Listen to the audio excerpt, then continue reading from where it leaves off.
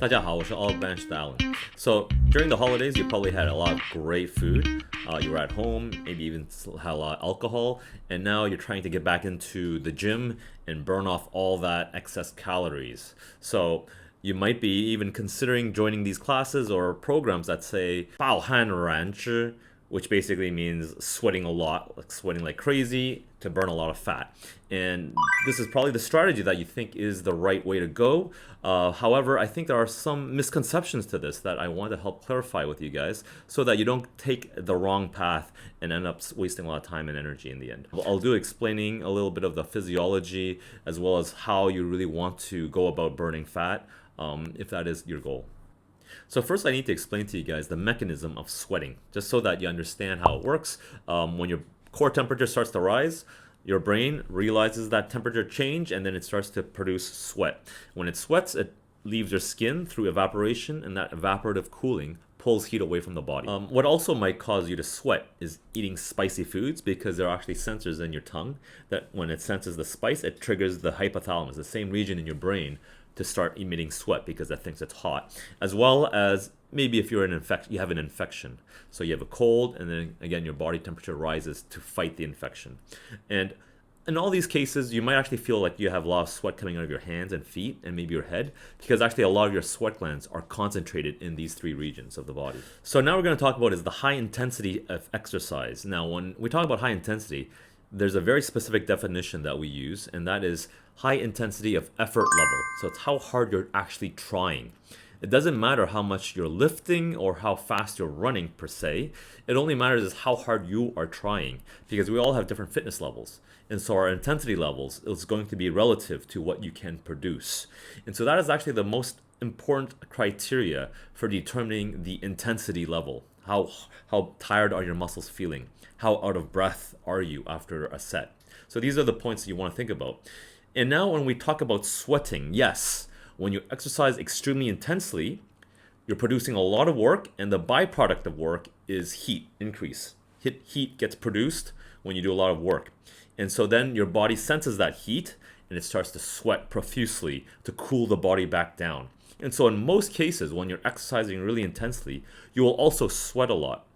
But they are not necessarily going to be one-to-one. They're not always going to be equal, because it also depends on your genetics as well as the environment. Some people, they have the genetics to be like crazy sweating people. And you know these people. We all have friends who just sweat a lot, even if they're just doing a little bit of a warm-up. They start sweating a lot. And so you can see how the genetics vary so much.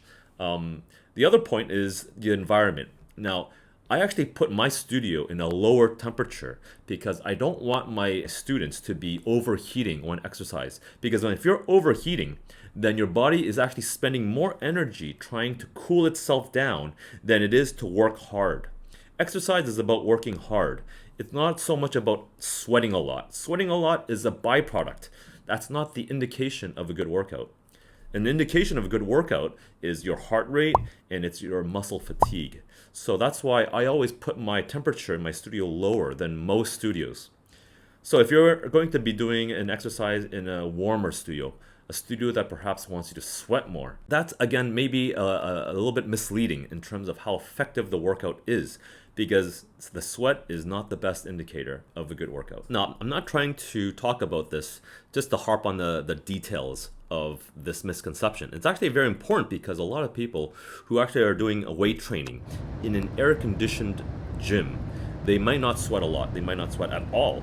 And you might not see them dripping with sweat and completely exhausted, but they actually are exhausted. They're just muscularly exhausted, meaning they're so fatigued that they actually have trouble when they're showering because they can't even move their arms so much.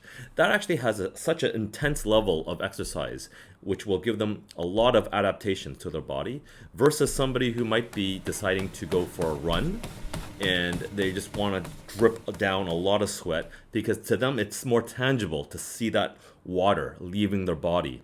It feels like they're much lighter when they step on the scale, but in fact all they're losing is just water weight, which they completely replenish when they just have a drink of water. So I can see how that can be very misleading into making people believe that by doing some form of cardio exercise with a lot of sweating, will help them lose more fat than doing a 30-minute weight training set where they're not even sweating at all. It can seem like the weight training is not effective, but that's where I will have to disagree and let you know that the weight training is highly effective for burning fat because of all the hormonal changes and the muscular changes that will take place, maybe not immediately during the workout, but over the next 48 hours. For sure, their body will make a lot of adaptations that will be very beneficial for fat loss. So sweating overall is still quite good for you to flush out your pores, as it's not completely useless except for lowering body temperature. It's just that if you're trying to burn fat, then you do want to focus on high intensity training. And so instead of focusing on the amount of sweating that's taking place, focus more on your maximum heart rate that you can obtain, or your overall average heart rate, how high you can push it to, and muscle fatigue, how fatigued do your muscles feel. And if you want to know more about how to lose fat through high intensity training, you can refer back to our earlier videos. We've done many videos on how best to burn fat. So I hope you found that interesting about high intensity training and why it's so effective for all those points I mentioned above. And if you are in Shanghai and you want to give it a shot, you're more than welcome to come by my studio, where I have a class designed specifically using all these principles for these exact results. And so please leave a message down in the comments below if you want to give it a shot.